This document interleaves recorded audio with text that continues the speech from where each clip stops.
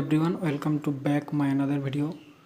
আজকে তোমাদের আমি ডাব্লিউবি পুলিশ লেডি কনস্টেবল প্রিলিমসের এক্সামিনেশন 2023 সালে যে প্রশ্নপত্র সেই প্রশ্নপত্র সম্পর্কে আলোচনা করব। তো তোমরা প্রথম থেকে শেষ পর্যন্ত দেখতে থাকো আর এই প্রশ্নগুলো তোমরা খাতায় লিখে প্র্যাকটিস করো, দেখবে এর মধ্যে থেকে তোমরা দু একটা কমন পেয়ে যেতে পারো। তো চলো ভিডিওটি আমি শুরু করি। প্রথম প্রশ্ন দেখতে পাচ্ছ, কংগ্রেসের সুরাট অধিবেশনে যে নরমপন্থী ও চরমপন্থীদের মধ্যে বিভাজন হয় সেটি কোন সালে অনুষ্ঠিত হয়েছিল? Option A 1905, 1907, 1908, 1906। তো এর সঠিক উত্তর হয়ে যাবে কিন্তু 1907। দেখো এর ব্যাখ্যাটা দেওয়া আছে, রাসবিহারী ঘোষ 1907 সালে কংগ্রেসের সুরাট অধিবেশনের সভাপতি কিন্তু ছিলেন। 2 নম্বর প্রশ্ন দেখতে পাচ্ছ যে পানিপথের দ্বিতীয় যুদ্ধ কত সালে হয়েছিল? পানিপথের দ্বিতীয় যুদ্ধ হয়েছিল কিন্তু 1556 খ্রিস্টাব্দে। আর ব্যাখ্যাটা দেখো, 1556 সালের 5ই নভেম্বর পানিপথে দ্বিতীয় যুদ্ধ সংঘটিত হয় আকবরের মুঘল বাহিনী ও হিমুর সেনাবাহিনীর মধ্যে। পানিপথে প্রথম যুদ্ধ হয়েছিল 1526 খ্রিস্টাব্দে 21 এপ্রিল, আর তৃতীয় যুদ্ধ হয়েছিল 1761 সালের 14 জানুয়ারি। এটা কিন্তু তোমরা মনে রাখবে। 3 নম্বর প্রশ্ন দেখো, কত সালে পূর্ব পাকিস্তান থেকে স্বাধীন বাংলাদেশ গঠিত হয়? অর্থাৎ বাংলাদেশ কবে স্বাধীনতা লাভ পায়? তো এর সঠিক উত্তর হয়ে যাবে কিন্তু 1971। Option B is the right answer. তো দেখতে পাচ্ছ ব্যাখ্যাটা যে বাংলাদেশের স্বাধীনতা লাভ করে 26শে মার্চ 1971 সালে। তোমরা এই ডেটটা আর সালটা কিন্তু মনে রাখবে, ঠিক আছে?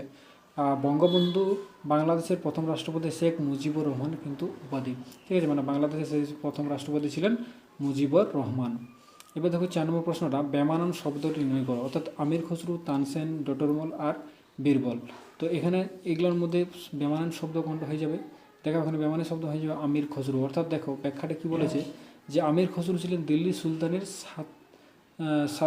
সাতটির যেগুলো আছে বেশি শাসকের রাজদরবারের সাথে যুক্ত একজন প্রসিদ্ধ শাস্ত্রীয় কবি ছিলেন।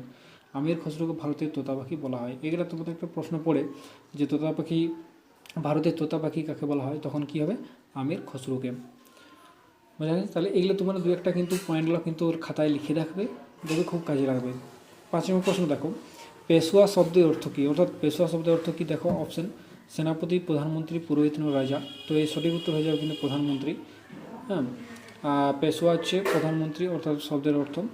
প্রথম পেশোয়া ছিলেন কে? মেরোপন্থ ত্রম্বক পিংলে এবং শেষ হয়েছে দ্বিতীয় বাজিরাও। এটা কিন্তু পরীক্ষায় পড়ে যে শেষ পেশোয়া কে ছিলেন? দ্বিতীয় বাজিরাও। এবার দেখো 6 নম্বর প্রশ্ন, চিতোর কোন রাজপুত রাজ্যের রাজধানী ছিল? এটা সঠিক উত্তর যাবে কিন্তু মেবার।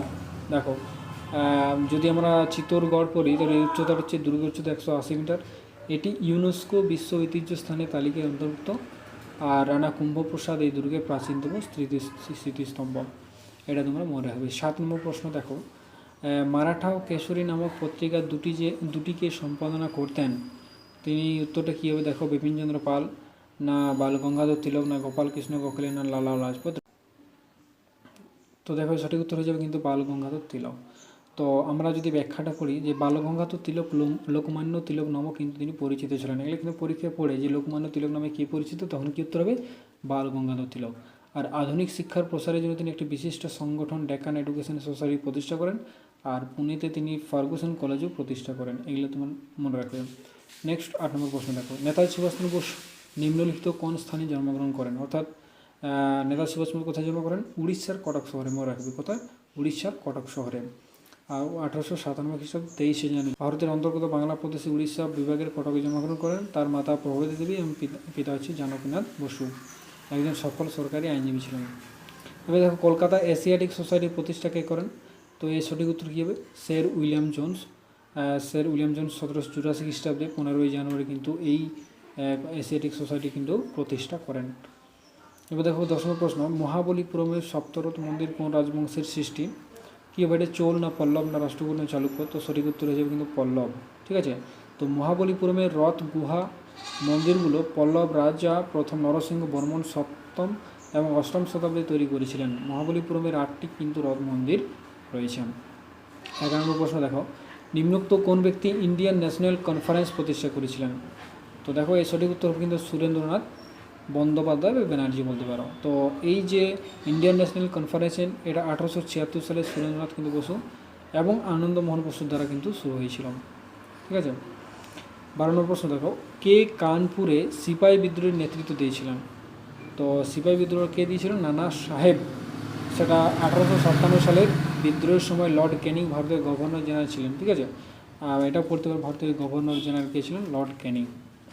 এবার দেখো ভূগোল থেকে কী প্রশ্ন এসেছিল, নিচের কোন দিনটি সূর্য নিরক্ষরেখার উপর লম্বভাবে অর্থাৎ 90 ডিগ্রি কোণে কিরণ দেয়? তো এই সঠিক উত্তর কী হবে? এর সঠিক উত্তর হয়ে যাবে কিন্তু 21শে মার্চ মারা হবে। এর সংবিধান থেকে যেগুলো আসছিল দেখো, ভারতের সংবিধানের জনক কাকে বলা হয়? তো আমরা জানি যে ডক্টর বি.আর. আম্বেদকর কিন্তু তাকে কিন্তু বলা হয় ডক্টর বি.আর. আম্বেদকর বা সংবিধানের জনক অর্থাৎ পিতা। ডক্টর আম্বেদকর কয়েকটা গুরুত্বপূর্ণ বই লিখেছেন, বইলে তোমরা মনে রাখতে পারো, অ্যানাইহিলেশন অফ কাস্ট, দ্য আনটাচেবল, বুদ্ধর কার্ল মার্কস। তিনি গণপরিষদের খসড়া কমিটির সভাপতি ছিলেন। ভারতীয় সংবিধানের গুরুত্বপূর্ণ ভূমিকা কিন্তু তিনি পালন করেছেন। 15 নম্বর প্রশ্ন দেখো, লোয়েস কি দ্বারা গঠিত ভূমিরূপ উদাহরণ? তো হচ্ছে লোয়েস হচ্ছে বায়ু দ্বারা গঠিত ভূমির উদাহরণ, ঠিক আছে। দেখো ব্যাখ্যাটা যদি পড়ি আমরা, অতি সূক্ষ্ম বালিকণা বায়ুগ্রহ দ্বারা পরিবাহিত হয়ে মরুভূমি সীমানা অনেক দূরে নিয়ে গিয়ে জমা হয় যে সমভূমি গঠন করে তাকে লোয়েস সমভূমি বলে, ঠিক আছে। মানে অনেক দূরে যায় বায়ুর প্রবাহিত হয়ে গিয়ে মরুভূমির সীমানা অনেক দূরে গিয়ে জমা হয় এবং সেখানে একটা সমভূমির গঠন করে, সেটা হচ্ছে কি লোয়েস সমভূমি। বিশিষ্ট জার্মান বৈজ্ঞানিক রিক্টোফ্যান সর্বপ্রথম লোয়েস চিহ্নিত কিন্তু করেন। 16 নম্বর প্রশ্ন দেখো, নিচের কোনটি সব থেকে উৎকৃষ্ট কয়লার উদাহরণ? সেটা হচ্ছে অ্যান্থ্রাসাইট। এটা অ্যান্থ্রাসাইট প্রায় আমাদের ইয়াতে ভারতে প্রায় 80 থেকে 90% কার্বন থাকে, অ্যান্থ্রাসাইট কয়লাতে প্রায় 80 থেকে 90% কার্বন থাকে। এটি শক্ত কয়লা, আর ভারতে এটি অর্থাৎ প্রধানত জম্মু কাশ্মীর রাজ্যে 82 জেলায় কিন্তু পাওয়া যায় এই কয়লাটা, ঠিক আছে, এই উৎকৃষ্ট মানের কয়লাটা। 17 নম্বর প্রশ্ন দেখো, নিচের কোনটি একটি রিট নয়? অর্থাৎ দেখো এটা উত্তর কি স্পেশাল লিভ পিটিশন, ঠিক আছে।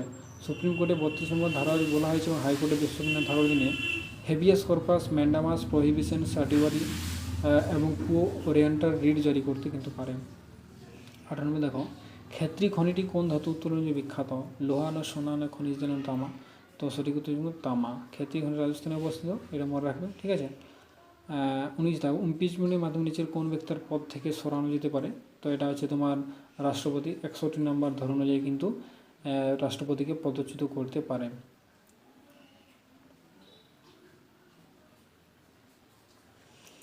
দেখো সংবিধান থেকে আরও প্রশ্ন রয়েছে, প্রতি বছর লোকসভা কে বাজেট পেশ করেন? তো এটা হয়ে যাবে কিন্তু সঠিক উত্তর অর্থমন্ত্রী। এবং দেখো 21 নম্বর প্রশ্ন, সুপ্রিম কোর্টে বিচারপতি অবসর গ্রহণের বয়স কত বছর? সুপ্রিম কোর্টে বিচারপতি অধিক বয়স হচ্ছে 65 বছর, আর মনে রাখবে 62 বছর হচ্ছে হাইকোর্টের বিচারপতির অবসর গ্রহণের সময়। বিজ্ঞান থেকে কী আছে দেখো, প্রত্যেক ক্রিয়ার সমান ও বিপরীতমুখী প্রতিক্রিয়া থাকে, এটি নিউটনের কোন গতিসূত্র? তৃতীয়, এটা মনে রাখবে তৃতীয় গতিসূত্র।